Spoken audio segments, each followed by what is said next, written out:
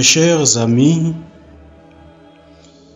l'eau vive de ce 32e dimanche du temps ordinaire nous invite à prendre conscience que le regard du Seigneur est toujours sur nous. Où que nous soyons, qui que nous soyons, quoi que nous fassions. Ailleurs, au psaume 138, le psalmiste célèbre l'omniprésence de Dieu. Et je le cite. « Tu me scrutes, Seigneur, et tu sais. Tu sais quand je m'assois, quand je me lève. De très loin, tu pénètres mes pensées. Que je marche ou me repose, tu le vois. Tous mes chemins te sont familiers. Où donc aller, loin de ton souffle? Où m'enfuir, loin de ta face? Je gravis les cieux, tu es là. Tout côté nouillé, j'ai grand matelas posé sous nous. Son regard est sur nous, un regard qui pardonne et transforme, un regard qui transfigure notre vie et qui nous apporte la paix, un regard qui nous stimule à emprunter continuellement le chemin de la conversion et de la perfection. Sur la veuve de Naïm, Jésus, quant à lui, jette un regard de compassion, tout comme le regard qu'il porte sur les 10 lépreux.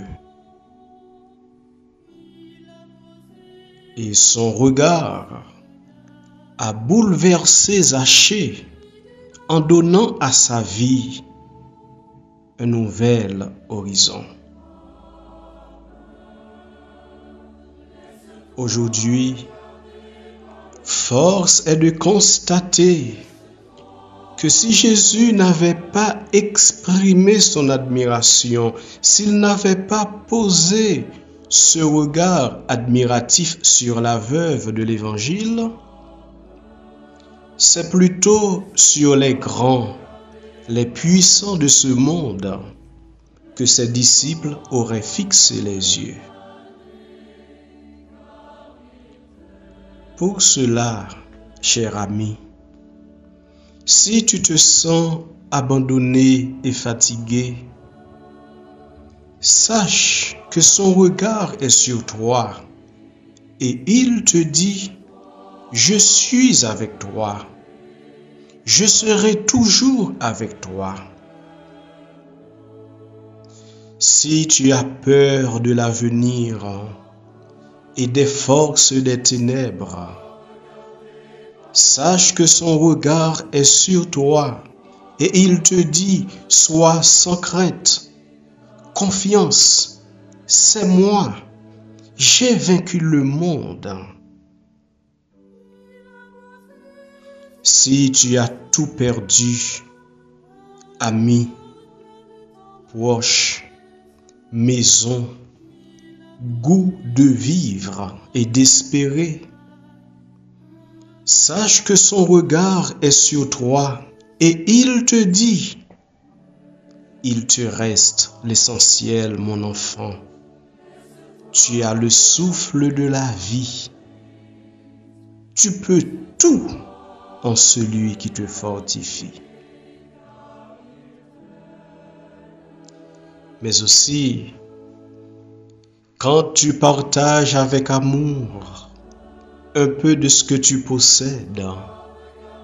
Son regard est sur toi et il te dit, la nuit de ton chemin sera lumière de midi. Quand tu pries avec un cœur d'enfant, son regard est sur toi et il te dit, je t'exauce certainement au temps fixé par le ciel, pour ton bien et pour la gloire du Père. Quand on te persécute, quand le mal, la souffrance, la violence semblent l'emporter sur le bien et sur la vérité, son regard est sur toi et il te dit, Dieu est au contrôle de ta vie. Il n'est jamais en retard. Sois sans crainte.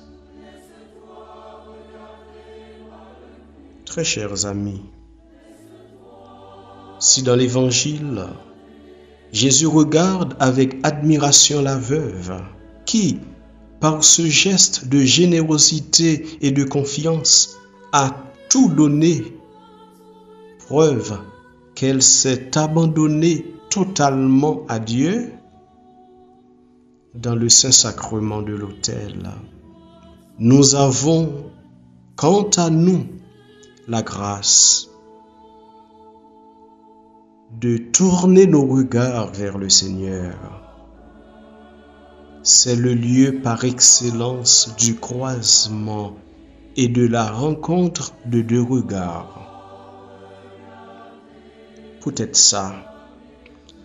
Pas jamais négliger, créer ou consacrer temps pour adorer, rencontrer dans Saint-Sacrement si là qui s'émet tant. Ou capable c'est tout offrir silence qui traduit la prière ça. Seigneur, je suis là devant toi. Tu es là en face de moi. Toi, tu sais tout. Moi, je ne sais rien. Toi, tu peux tout. Moi, je ne peux rien sans toi. Merci d'être là. Merci pour tout ce que tu es en train d'accomplir en ma vie. Merci pour ton regard d'amour qui me rassure, me purifie, m'éclaire, me fortifie et qui m'inspire à rendre grâce. Que ce regard de paix et de lumière soit toujours sur moi et que je regarde désormais mon prochain avec tes yeux d'amour, de compréhension et de compassion. Aussi, pourrais-je te contempler dans le face-à-face au soir de la vie.